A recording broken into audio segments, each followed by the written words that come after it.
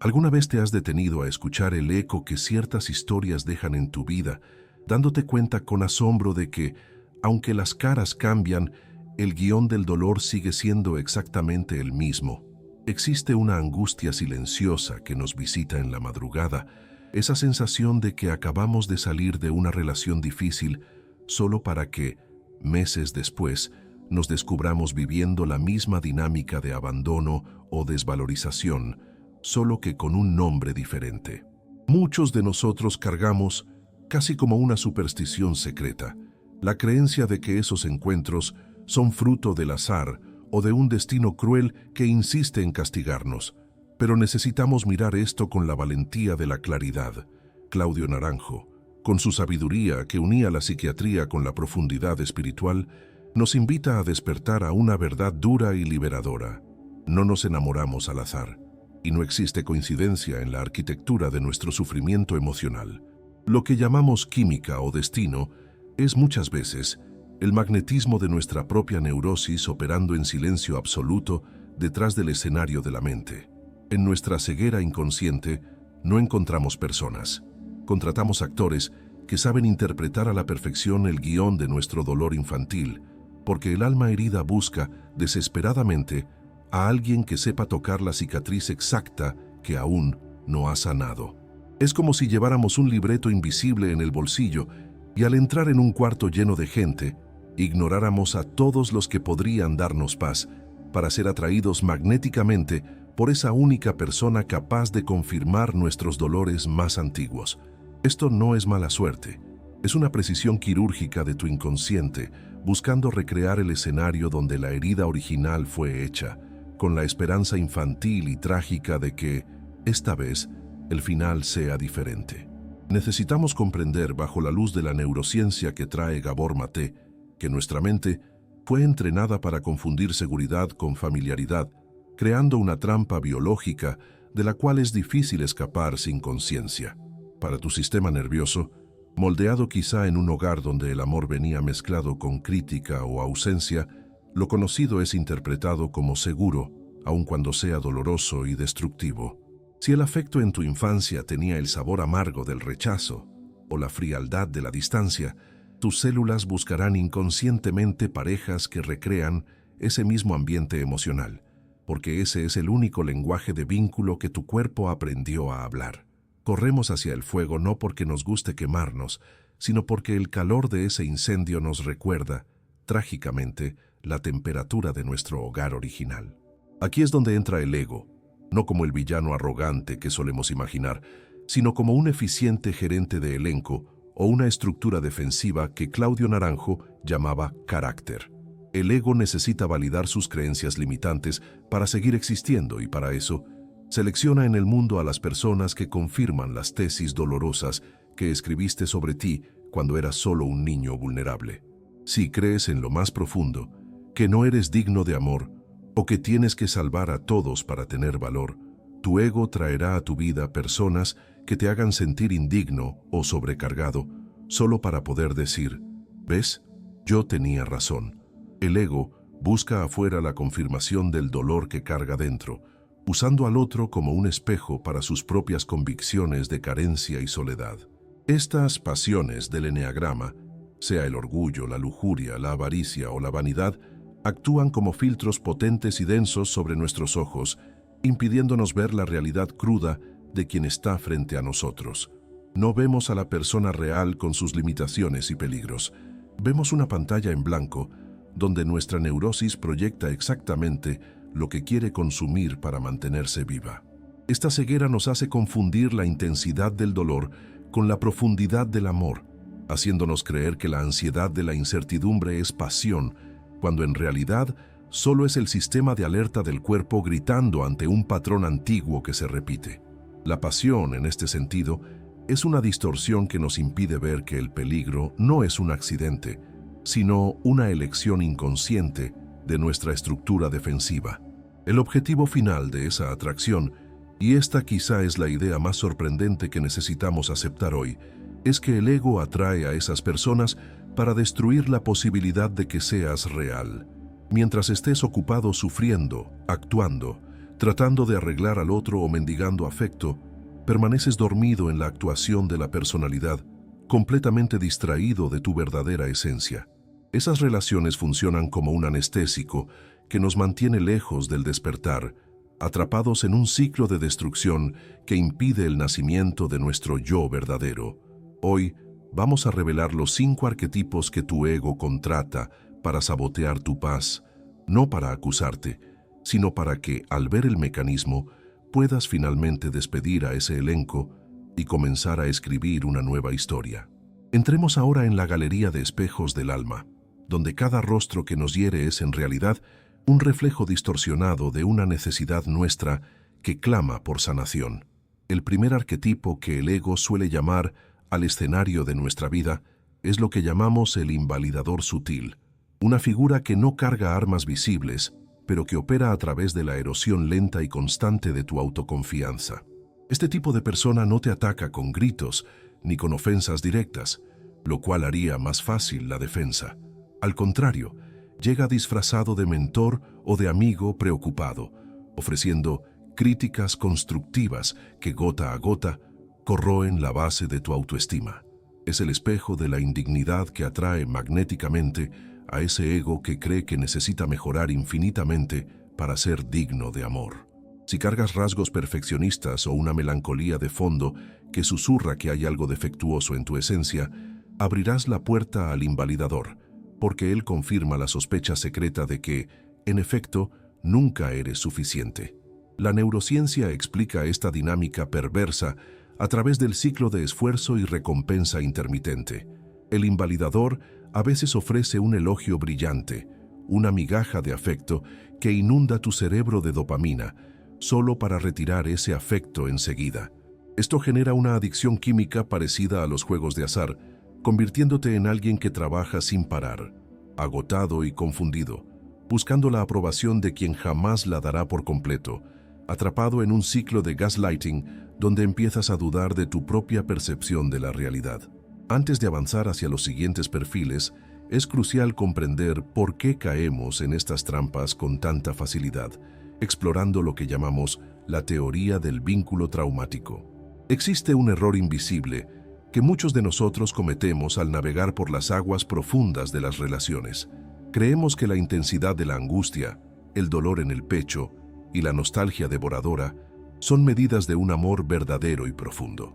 Claudio Naranjo nos advertía sobre el amor patriarcal, un amor condicional y basado en desempeño, que es lo opuesto al amor del ser. Fuimos entrenados para confundir la activación de heridas de abandono con pasión. Cuando encontramos a alguien que nos rechaza o nos trata con frialdad, nuestro sistema de apego herido entra en alerta biológica, interpretando la distancia del otro como una amenaza a nuestra supervivencia. El cuerpo se inunda de adrenalina y cortisol, el corazón se acelera y las manos sudan y, trágicamente, nuestra mente romantiza esa respuesta de lucha o huida, llamándola química o mariposas en el estómago. Lo que sentimos no es el encuentro de dos almas, sino el choque de dos traumas buscando resolución, una biología que grita por seguridad en un desierto emocional. En este escenario de carencias surge el tercer arquetipo, el vampiro de la ayuda, aquel que actúa como un agujero negro de necesidad. Son personas que parecen vivir en una crisis eterna, donde el mundo siempre está en su contra y la suerte nunca llega, exigiendo de ti un apoyo infinito, horas de escucha y energía vital, pero que curiosamente nunca toman acciones reales para cambiar sus propias vidas. Según la sabiduría del eneagrama, este perfil es un imán irresistible para los egos fijados en el orgullo, aquellos que inconscientemente necesitan sentirse indispensables y moralmente superiores para validar su propia existencia. El vampiro de la ayuda sostiene tu fantasía de ser el salvador, el fuerte, quien aguanta todo, mientras drena silenciosamente tu libido y ocupa el espacio sagrado que deberías usar para tu propio florecimiento. Necesitamos tener el valor de enfrentar una verdad dura. La ayuda que impide que el otro crezca y asuma su propia responsabilidad no es amor, es una forma de control neurótico y una falsa generosidad que mantiene a ambos atrapados en una danza de dependencia y estancamiento. Esta dinámica nos lleva a un cuestionamiento más profundo sobre la ilusión de la cura a través del otro. Un mito persistente de que encontrar a la pareja ideal llenará el vacío existencial que cargamos. Ken Wilber describe esto como el proyecto Atman, el intento desesperado y destinado al fracaso del ego, de encontrar la infinitud y la plenitud divina a través de objetos finitos y fallidos, como lo son los seres humanos. Intentamos usar al otro como un tapón para el hoyo que sentimos en el alma, buscando afuera lo que solo puede encontrarse en el silencio interior. La verdadera sanación empieza cuando invertimos el enfoque de nuestra linterna. En vez de preguntar obsesivamente ¿por qué él es así?, debemos preguntar ¿qué parte de mí se siente en casa con este trato? Es necesario investigar qué vacío en nosotros encaja tan perfectamente con la toxicidad del otro, porque solo atraemos aquello que, de alguna forma, resuena con nuestra frecuencia interna de dolor o carencia no observada. Y si el vacío busca llenarse, el ego que se siente pequeño muchas veces busca el brillo deslumbrante del quinto arquetipo, el narcisista carismático. Estas son personas seductoras, grandiosas y aparentemente brillantes, que llegan iluminando el ambiente y prometiendo levantarnos solo por estar a su lado. Atraen al ego dominado por la vanidad, aquel que busca valor a través de la asociación externa y que vive indirectamente a través del éxito del otro, como si la luz ajena pudiera sanar la propia oscuridad. Pero el costo de esta transacción es la aniquilación de tu individualidad. Te conviertes en un accesorio, una extensión del ego de ellos, existiendo solo mientras sirves como un espejo de adoración. La lección brutal aquí es aceptar que el narcisista no te ve como un ser humano completo, sino que ve la utilidad que tienes para mantener su autoimagen. Y reconocer esto es el primer paso doloroso para recuperar tu dignidad perdida. Toda esta exposición continua a dinámicas tóxicas no deja marcas solo en el alma, sino que cambia la arquitectura misma de tu cerebro, lo que nos lleva a la neurociencia del abuso invisible. La exposición crónica a la invalidez, la incertidumbre y el caos emocional secuestra tu amígdala, el centro de detección de amenazas del cerebro, manteniéndola en un estado de hipervigilancia constante, mientras atrofia el hipocampo, dificultando la regulación emocional y la memoria. El estrés continuo inunda tu cuerpo de cortisol, creando un estado inflamatorio que bloquea tu intuición y tu claridad mental, haciendo físicamente difícil decir no o salir de la relación. Por eso necesitamos aprender a hacer un ejercicio práctico de calibración, aprender a leer las señales viscerales del cuerpo, el nudo en la garganta, el peso en el estómago, la tensión en los hombros, como alertas de peligro precisas que llegan mucho antes de que tu intelecto intente racionalizar o justificar el comportamiento del otro. Muchas veces, sin embargo, no es el brillo lo que buscamos, sino la distracción, y ahí es donde entra el caótico impredecible, aquel que trae drama, altibajos extremos y una sensación de vida peligrosa. Este perfil atrae a los egos que están desconectados de su propia esencia y sienten un vacío insoportable, lo que Naranjo llamaría inercia psicoespiritual o asedia. El caos del otro sirve como una droga potente para no tener que enfrentar nuestra propia apatía o falta de sentido. Caemos en la trampa de confundir ansiedad con emoción, creyendo que la inestabilidad es el único momento en que nos sentimos verdaderamente vivos. Pero la verdad oculta que necesitamos susurrarnos es que quien busca paz en el alma no tolera drama en la vida.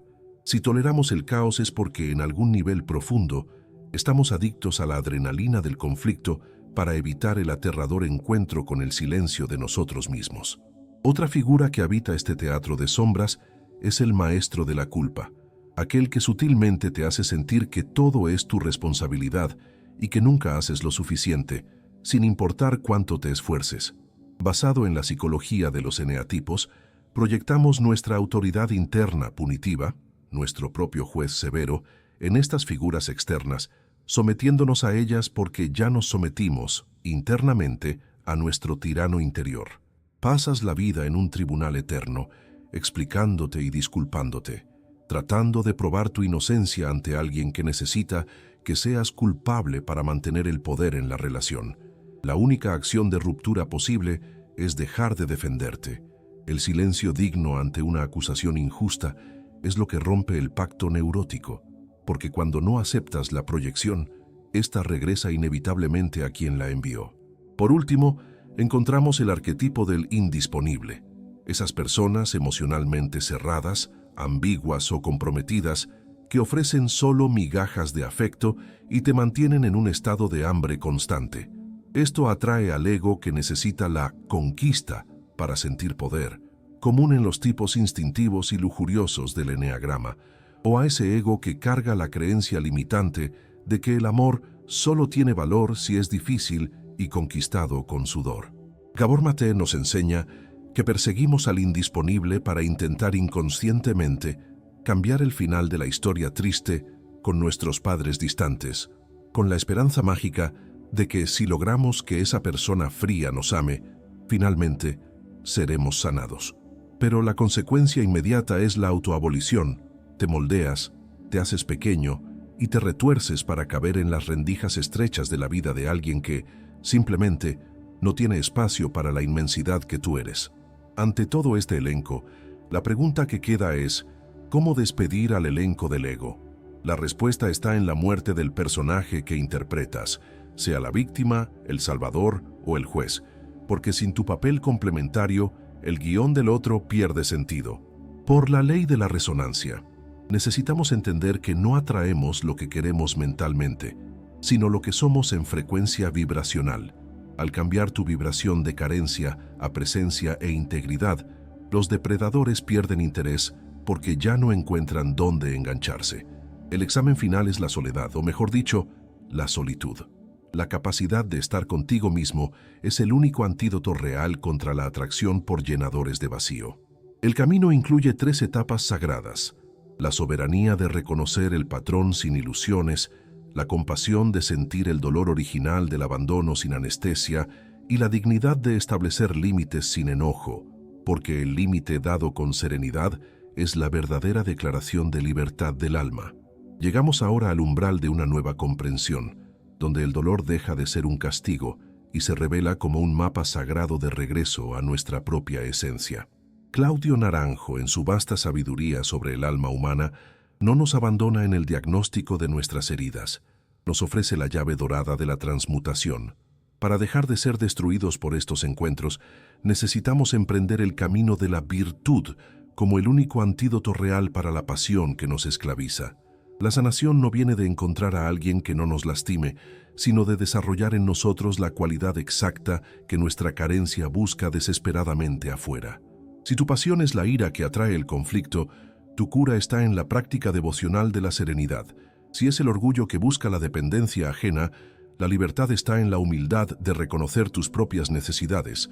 Si es la vanidad que clama por aplausos, el remedio es la veracidad de ser quien eres, sin máscaras. El antídoto para el veneno de la relación tóxica no está en cambiar al otro, sino en la alquimia silenciosa y profunda de tu propia alma, donde aprendes a darte a ti mismo eso que siempre mendigaste. Esa transmutación exige de nosotros un valor radical, quizá el mayor de todos: aceptar nuestra responsabilidad en la danza del dolor. Necesitamos mirar nuestra historia y admitir que nadie nos hace nada sin nuestro consentimiento vibracional. Participamos activamente en la música, tomamos la mano del monstruo y le permitimos entrar, muchas veces porque el miedo de caminar solos en la oscuridad de nuestro propio vacío era mucho más grande que el dolor de ser heridos acompañados. Reconocer esto no es culpa, es empoderamiento espiritual, porque si fuimos nosotros quienes a través de nuestras heridas no sanadas firmamos esos contratos invisibles, también somos los únicos que tienen la autoridad irrevocable para romperlos y terminar el espectáculo. En este punto de cambio, las palabras de John Welwood resuenan como un faro, invitándonos a abandonar la fantasía infantil de la pareja perfecta y a abrazar el concepto de relaciones conscientes. Necesitamos dejar de usar al otro como masa moldeable para tapar nuestros huecos existenciales y empezar a ver la relación como un fuego purificador. un espacio sagrado donde nuestras imperfecciones son llevadas a la luz, no para ser juzgadas, sino para ser sanadas por el amor a la verdad.